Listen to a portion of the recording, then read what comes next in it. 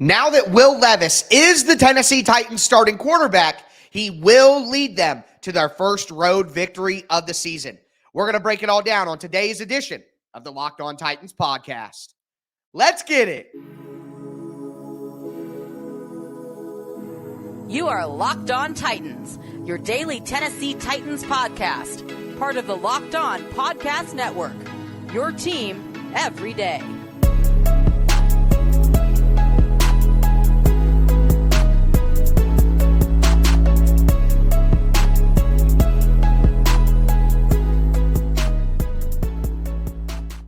What's up, and welcome into this crossover Thursday episode of Locked On Bucs and Locked On Titans, your daily podcast covering the Tampa Bay Buccaneers and the Tennessee Titans, part of the Locked On Podcast Network, your team every day. I am James Yarko, one of the hosts of Locked On Bucs, joined by Tyler Rowland, host of Locked On Titans, and you can check out both of us on these shows 5 days a week, as well as on Twitter. I am at JYarko_Bucs. He is at Tic Tac Titans. And this crossover Thursday episode is brought to you by PrizePicks, the easiest and most exciting way to play daily fantasy sports. Go to prizepicks.com/LockedOnNFL and use code LockedOnNFL, all lowercase, for a first deposit match up to $100. Biggest matchups, most important players coming up for you in just a little bit. But Tyler, let's start things off with the biggest stories surrounding these teams. And I'm going to defer to you to kick things off. What is the biggest story in the land of the Tennessee Titans right now? Well, that's smart, James. Number one, you always defer, in my opinion. Yes. You always defer. You win the coin toss, you defer. The biggest storyline for the Titans is clear. What's Will Levis going to do now? It's been this big storyline. Will he start? Is he over Tannehill? Will we see the young quarterbacks? Is this team tanking? All of this stuff. And now we see it. All right, Levis is the starter going forward.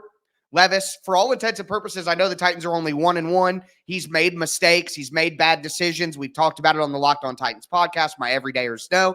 But he looks like he's the guy for the future, and he looks like he has enough talent, and he has a skill set that you can build around. So now it's all about how you improve. Can the Titans get some wins? Will his talent allow them to be even better? Now it's all about, okay, Will Levis, you got the spot. What are you going to do with it? So I want to see how Will Levis can improve, how he's able to lead this team. It's not just the physical stuff. I mean, we talk about the arm strength, and we talk about the velocity on the throws, the pop, the athleticism in the pocket, all of that. But can he improve decision-making, which is something you should realistically improve with experience, right? Can he learn how to read the defenses and take what's there? There's something that I keep saying, and it's an old quarterback thing, James. I'm sure that you've heard it too. Take the profit. You know what I mean? Take the profit. Will Levis in his first two games hasn't necessarily been a guy who wants to take the profit all the time. He wants to drive the ball downfield. And while you want that aggressiveness, I always say, I would rather have a guy who's too aggressive, and I got to be like, whoa there, you know what I mean, than have someone who's not aggressive enough and try to fire him up. So I'm happy with Levis's aggressiveness, but it's all about calibrating when to be that aggressive, when to take those shots, when it's more important to take the little check down or to take the underneath route that's open. And there were circumstances in the last few games where he didn't necessarily make the right decision, in my opinion. So now that he's got the spot, the big storyline is how quickly can he improve? How quickly can he get better at some of the things that you want to? I mean, it's been 2 games. You don't mean to be too critical of the guy, but still, there are things coming out of college and that we're seeing here that, are things that he'll need to improve on to be the player that Titans fans want him to be. So now that he's got the spot, what will he do with it? This is a defense that is tough in some areas and maybe not so tough in some other areas, and that may lend itself to Will Levis getting back on track. And that's what every Titans fan will be looking for here is you got the spot now. What will you do with it, rookie? Yeah, David and I talked a lot about Will Levis during the pre-draft process because there was a lot of speculation that he was the one quarterback that the Buccaneers would have liked. And, David and I weren't big fans of Will Levis coming out of college. We didn't think he was going to transition. And so far, he looks pretty good. And I've already had to eat my crow on CJ Stroud. I'm a big don't draft Ohio State quarterbacks because they never work. And don't get me wrong, there's still time for CJ Stroud to blow this, but he absolutely looks fantastic. And the same can be said in a very, very small sample size about Will Levis and his performances so far. So it'll be interesting to see how that continues to transition. And if nothing else, with the way the Titans season has gone thus far, going into the future after what Will Levis does this season, if he's going to be a guy that you can build around. And like I said, small sample size, but so far he looks pretty good. I'm going to talk about the biggest story, surrounding the Tampa Bay Buccaneers, and that is what in the world is going on both on the field and off. So they're coming off the 39-37 loss to the Texans that snapped a streak of 35 consecutive wins when the Tampa Bay Buccaneers had scored 37 or more points. I said it on my episode yesterday. The last time the Buccaneers lost when scoring 37 or more was October of 1985 against the Miami Dolphins. I wasn't even alive. I was 4 months old when that happened. So Todd Bowles is in jeopardy of losing his job if the Buccaneers don't snap out of it. He's not going to be fired in season. It's not something that the Glazers have ever done, because once you fire the head coach in season, now all of a sudden everybody else on the coaching staff starts to check out. They're looking for what could open up for them down the road. Human nature. Yeah. And Bowles being fired has that ripple effect, right? Does that mean that Dave Canales is one and done as an offensive coordinator? What's going to happen with Baker Mayfield? Does it cause a complete revamp of the defensive side of the ball, meaning you're going to let Devin White walk? You're going to get rid of Shaq Barrett. You're going to get rid of Carlton Davis. Does Mike Evans look at another coaching change, another restart, another rebuild and say, I love you, Tampa. I love you, Bucs fans, but I'm going to look for a chance to win another Super Bowl. So in the NFC South, the Buccaneers aren't out of it, but if they can't get the win on Sunday and no one within the fan base has any confidence in Bowles or the team to figure out how to get the job done and get the win, but they're not out of it if they can beat the Titans. And after such a solid start, the Bucs are a complete dumpster fire after that bye week. Yeah. They're in a weird position. Like the Titans, the Buccaneers were a team that's like, hey, maybe do we reset this before the season? They come out hot, they impress some people early, and then kind of come back down to earth a little bit. I think it's a precarious situation to be in. And to compare it, at least with the Titans, they have Will Levis now. So it's like, all those same kind of questions. Do we need to revamp the defense, the coaching staff? What do we need to do here? But at least there's that glimmer of hope of, hey, we got our guy at quarterback probably. Tampa Bay in a weird spot there, with Baker. Baker's a good quarterback in the NFL, but is he a long-term guy that energizes a fan base? Probably not. So I get where you're at. It's a tough spot for him. Yeah, no doubt about it. And look, Baker Mayfield has played really well this year. 12 touchdowns, 4 interceptions. He's avoided a lot of sacks. He's made plays with his legs. But if you're going to fire the head coach, if you don't hire a defensive head coach that maybe sees what Dave Canales has done and believes in what Dave Canales can do, you're looking at a complete revamp of the offensive side of the ball too. So it's a very, very delicate situation in Tampa right now. And a lot of what the future holds hinges on this Sunday's game. But, Tyler, the biggest matchups that are going to decide this football game is coming up next on a crossover Thursday, part of the Locked On Podcast Network, your team every day. Did the game go to a timeout? Time to order in with DoorDash. Is it halftime? That's ordering time. How about a 2-minute warning? You got it. That's your cue to order in. Order for whatever craving strikes you. For those of you in Tampa, maybe you're in the mood for a Cuban sandwich and potato balls from Cuban Express. Maybe it's more of a shell seafood kind of day, or you're going to grab some wings from Shamrock's Ale House. For those of you that are Titans fans, you're going to have to reach out to Tyler. I don't know the local Nashville cuisine, but all of your favorite restaurants and stores from retail to grocery are on the app, so you can shop everything that you need to get game ready. Get prepared before game day and stock up on your favorite appetizers and order your tailgate gear on DoorDash. Then get ready to watch your team win. Get 50% off up to a $10 value when you spend $15 or more on your first order when you download the DoorDash app and enter code LOCKED23, subject to change, terms apply. Don't forget, use code LOCKED23, that's LOCKED, number 3, for 50% off up to a $10 value on your first order when you download the DoorDash app and spend $15 or more, subject to change, terms apply.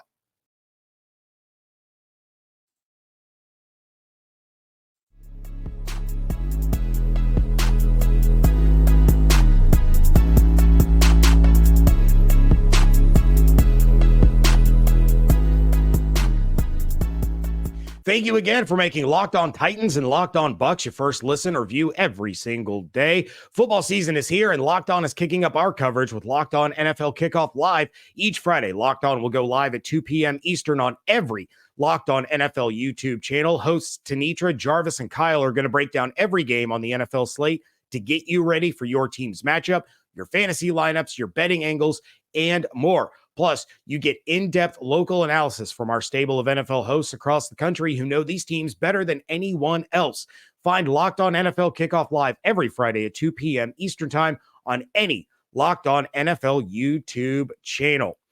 Every game is going to boil down to a few key matchups, and for the Titans to get the job done on the road for the second time with Will Levis under center, what is the key matchup that you're looking for against the Buccaneers? I'm looking for the Titans passing game led by Will Levis and DeAndre Hopkins against this Tampa Bay Buccaneers secondary. I think by most measures, it is fair to say that it's one of the worst secondaries in the league. At least statistically speaking, they've given up a lot of yards. They've had a lot of trouble, and we saw that on display against CJ Stroud. While I think CJ Stroud is a very good player and will be a very good player, I think Nico Collins is a good player as well. It's not like the Texans have a terrible cast of players. At the end of the day, it's not the most impressive cast of players either, and they were able to dice up the secondary. Tampa Bay's pass rush hasn't been quite what I expected it to be, or maybe I'm sure what Tampa Bay is expecting it to be. So without the presence of a dominant pass rush and with some weaknesses in the secondary, I think Will Levis, that arm strength, that velocity, being able to push the ball down the field, challenge defensive backs, let DeAndre Hopkins win one-on-one. I think the Titans passing game has the opportunity to really lead them in this game, which most people would think of the Titans as a run game. I think you let the passing game set up the run game, really try to attack that secondary early and see if they're able to hold up. That is probably the biggest matchup I'm watching for on offense, is just, can Will Levis take advantage of that secondary like the Texans were able to? And I think they have the ability to do it. That is the exact matchup that I have as well. It's the Bucs secondary against the Titans pass catchers. And look, Derrick Henry's probably going to get his, but eliminating the deep ball against DeAndre Hopkins, who proved 2 weeks ago that he can still do it. Now, granted, my son's theory is that they were wearing the Oilers uniforms. He thought he was still in Houston, and all of a sudden decided to perform. But he also did it with Will Levis, and that's going to be a big part of this game. So Will Levis, 500 yards, 4 touchdowns and interceptions since taking over, and the Bucs just let another rookie have potentially what will end up as the best game of his career and break single game rookie passing records. But since the bye, the Buccaneers have allowed 353, 250, 324, and 470 yards through the air. They also only have 9 sacks over that same span. So the pass rush isn't closing nearly often enough, and quarterbacks are having a lot of time to find open receivers and move the ball. And with the way Carlton Davis played last week, it's hard to find any faith in him to shut down DeAndre Hopkins. But they're also dealing with concussion issues for Jamel Dean, Christian Izien. That brings in Zion McCollum, who looked good before the bye in relief of Carlton Davis and Jamel Dean when they were dealing with injuries, but he didn't look good against the Texans. And then you have Ryan Neal, who got benched at halftime. He's been abysmal all year. And D. Delaney stepped in, which really isn't much of an improvement. So you're asking the Bucs to stop a deep ball with Antoine Winfield Jr. alone. And Winfield has been an all-pro this season, and I will die on the hill that he is the best safety in the National Football League in 2023, but he's not actually going to receive those accolades because of how bad this defense has been. So this is the matchup that will decide the game, is the Bucs secondary being able to go against the Titans wide receivers. But Tyler, who is your most important player in this game? For me, it's Will Levis. Again, I think both of these, I think this is actually going to be a high scoring game, where I normally would pick the Titans in these low scoring battles. I think both of these defenses are super susceptible in the pass. So I think for me, it's which quarterback leads their team better, which quarterback plays better is going to win the game, because I think the other aspects are going to be pretty similar. I think the Titans are going to be able to get some pressure on that Bucs offensive line. I think the Bucs are going to be able to get a little bit more pressure on this bad Titans offensive line. I think there are good wide receivers. I mean, the Buccaneers have far better wide receivers than the Titans. Don't get me wrong there. But the Titans have enough against this secondary, and the Titans secondary has been god-awful as well. So, to me, I think both of these teams are kind of similar in terms of their talent level and what they can do. And I think whichever quarterback plays the cleaner game, plays the better game, and dices up the secondary that's vulnerable on the other side of the ball, that is the team that's going to win. It feels cool, James, to tell you the truth, to say this, to be like, yeah, it's all on the quarterback. The Titans quarterback should lead them to this win and elevate the team.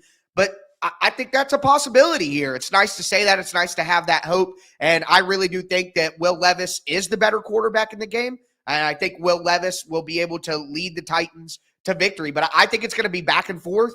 And at the end of the day, which quarterback makes the big play to elevate their team at the end? And I think Baker Mayfield's capable. I have faith in Will Levis here, but I think Baker Mayfield's capable. I love the fire he plays with. His teammates do believe in him when he's going. And Mike Evans, Chris Godwin, Cade Otton, Rachaad White, I mean, they have good offensive talent there in the skill positions. So I think it's going to be close. I think it's going to be tight. But whichever quarterback makes a big play, sheds off the sack, rolls out, makes a second reaction, all schedule play in the fourth quarter, whichever quarterback lifts their team up at the end of the game and makes the big defining play, that will be the most important player here. And for me, I think Will Levis can do that and make it happen.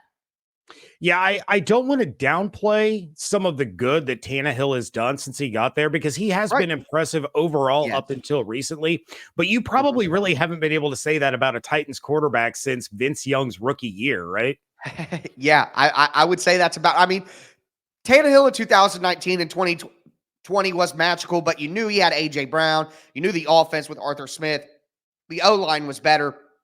Definitely a combination of things. But, yeah, and you're hitting on some heartstrings, James, because I sure do love Vince Young. I still contend he would have been great with a more modern coach. But, yeah, I think that's where it's at, and it does feel nice to say that. But, again, we'll see if I'm right in thinking that or if I'm wrong in thinking that. But what about on your side of things? Who's the player that's kind of going to define the game for the Buccaneers? To me, and Locked On Bucs listeners are going to cringe when I say this. It has to be Devin White.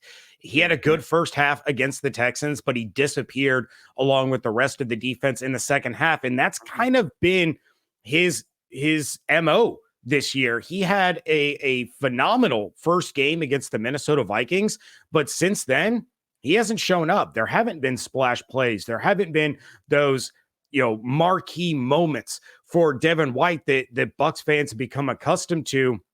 And I've gone so far as to say that Devin White this season looks like a flashier version of Quan Alexander. Ooh. And that's not complimentary in the slightest.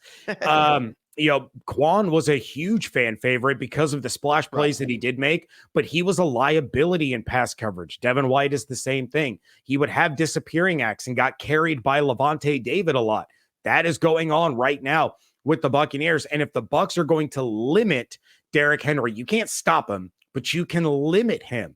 And they're going to force these third and long situations against Will Levis. White has to be at the absolute top of his game and be a big part of that. Levante's going to be Levante. Vita Vea is going to be Vita Vea.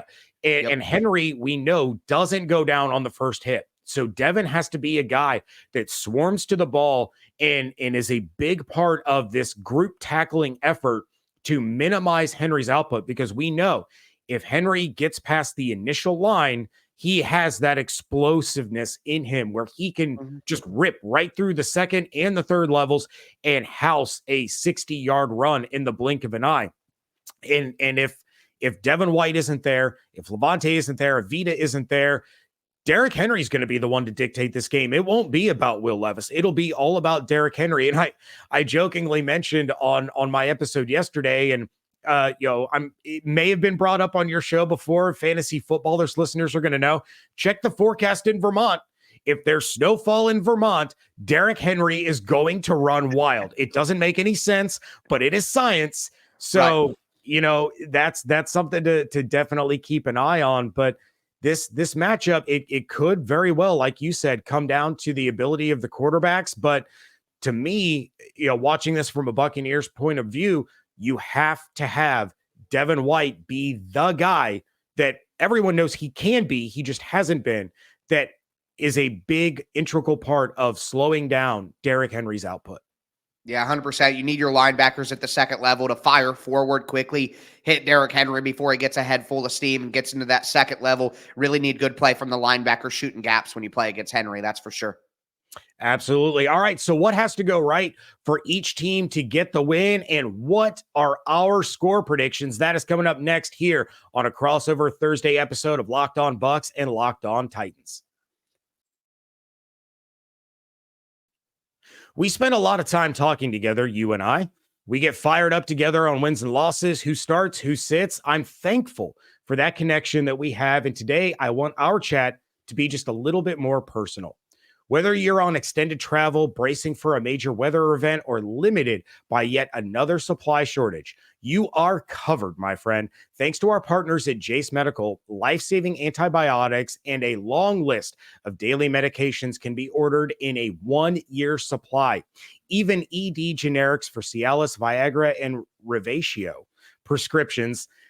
Go online right now at jasemedical.com and receive your 12-month supply on your daily medication. Remember to use promo code Locked On at checkout for a discount as well. A verified customer had this to say about Jase, quote, "I'm thankful for this service. Supply chain issues caused me to cut pills in half to have it. I ordered most of my daily meds with a year's supply. I also ordered the antibiotic kit. I feel secure now. Prices are lower than local pharmacies. I highly recommend this for everyone," end quote. If you or someone you love would get some peace of mind by having a year's supply of any daily medicine, go to jasemedical.com to see if it's offered for you. Remember to use promo code Locked On for $20 off your purchase.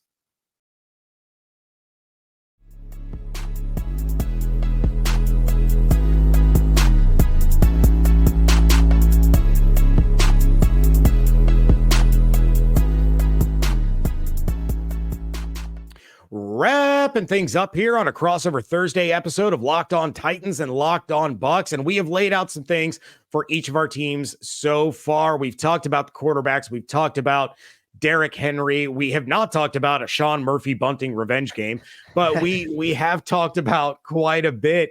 And for the Tennessee Titans, what needs to go right in this game for them to come away with a big road victory? Well, let me just say this first before we go.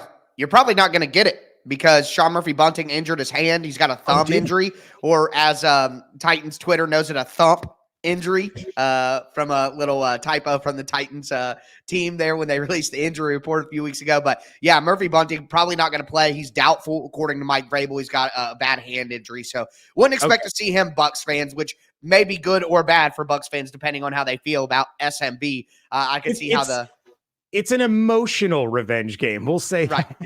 Right. But I think for me, we talked about how I think the Titans need to attack in the air. We talked about Derrick Henry and all that. For me, I'm going to flip to the other side.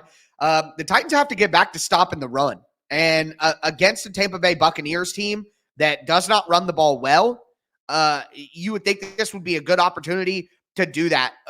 Basically, through the first 4 weeks of the season, dating back to last season as well, the Titans were on a historical 17-game run of run defense. It was the best 17 straight games of run defense since like the mid-2000s and the Pittsburgh Steelers. Like, it was incredible.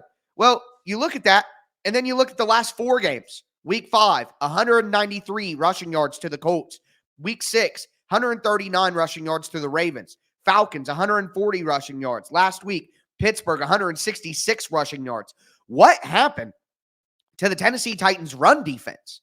The Titans' whole entire philosophy here is get teams into 3rd and long because we have a great run defense, and then we can run our stunts, our twists, our games up front in the pass rush to allow us to get pressure on the quarterback. The Titans don't have a lot of great one-on-one in a phone booth pass rushers. They're more the sum of the total parts. You know what I mean? They can run these loop stunts and these twists, and that's how they get it done. But when they're not stopping the run, you don't get third and long. And when you don't have third and long, you can't do these exotic twists and stunts and coverage disguises because you got to go quick and you got to get there quick because the quarterback's going to be able to get the ball out quick on a third and short. So if the Titans allow the Tampa Bay Buccaneers to run the football here, which the Buccaneers have, trying to think off the top of my head, one of the lowest, rushing totals in the NFL here. They're one of the worst run teams in the NFL. If you can't stop the run against the Bucs, who average 78 rushing yards a game, if you let them get over 100 and run the ball with success, then something has just changed in a way that cannot be repaired, basically. So for me, we talk about all the other stuff, but the simplest thing for me is if the Titans can't stop the run against a team that can't run the ball, then they're doomed. They're doomed, period. So that's what I'm watching for, is stopping the run, and that will help everything else. It'll be a domino effect that allows the defense to be better, get off the field quicker, give the ball back to the offense more. The offense has more opportunities. It all comes together, but it starts with making sure you stop the run against a team that can't run the ball. Well, I'll say this about the Buccaneers run game, and I'm not going to make excuses for it because it's terrible. But when they have Keyshawn Vaughn, Sean Tucker, or Chase Edmonds on the field, they are averaging 1.5 yards a carry. It does not get worse than that. Now, Rachaad White has started to look better running the ball over the course of the last couple of weeks. Yes. He had a really, really great game against the Texans. But what the Buccaneers have started to adopt, and this is something for Titans fans for sure to watch out for, is they're going to that Aaron Rodgers Packers running through the air model, where Rachaad White is getting a lot of these 1 yard passes and letting him create plays with his legs in space. He's getting dump offs at the line of scrimmage or within 6 feet of the line of scrimmage. And that's kind of how they've evolved running the ball. So the run stats are not great, but they've kind of switched over to this new model in order to try to get Rachaad White to be a bigger part of the game. And he certainly has. You're looking at, over 100 all-purpose yards twice out of the last 3 weeks. 1 week he had 99. And then he gets into the end zone twice. So it's certainly a big concern for the Bucs and Bucs fans. They can't run the ball. They stick to it. They just can't do it very well. But something to look out for is still the usage of Rachaad White and what they do in that run through the air kind of game. But what has to go right for the Buccaneers in this one is they have to stop this bend, don't break nonsense on defense and force punts. They cannot rely solely on turnovers. And now, because of the Bengals' big week, because of the Jets' inability to hold on to the football, the Buccaneers have dropped to second in the NFL in turnover differential, where they are +8, whereas the Bengals and the Chargers are both +9. But they cannot keep allowing teams to convert on these third downs over and over and over. Now, you go back to last week and you go, James, the Texans were only 3 for 11 on third downs. Well, that's because they kept getting first downs on first and second down. They didn't face a lot of third downs in the second half. But early in that game, when the Bucs had a 17-10 halftime lead, they were getting off the field on third down. They were taking the ball away on third down.